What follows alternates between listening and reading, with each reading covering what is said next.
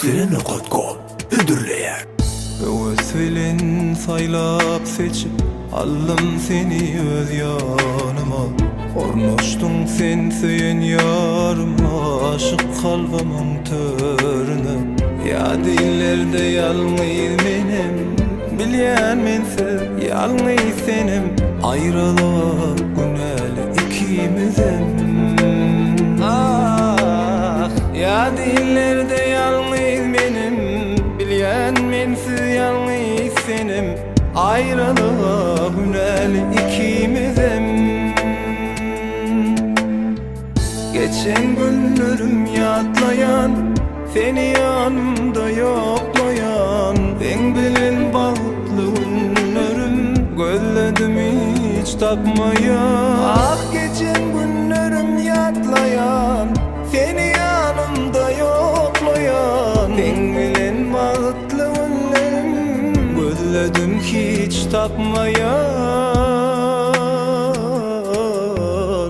Ya dillerde yalnız benim, senim yalnız bilyen benim. Ayrılığa günel ikimizim.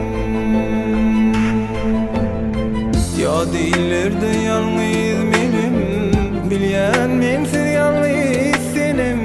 Ayrılığa günel ikimizim.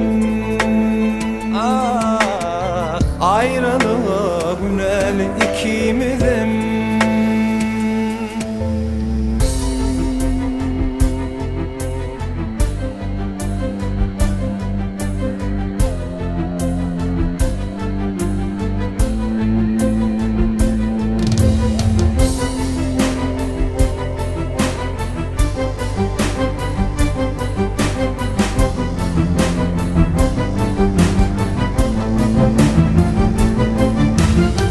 Ya dillerde yalnız benim, bilyen mensiz yalnız senim. Ayrılık güneli ikimizim.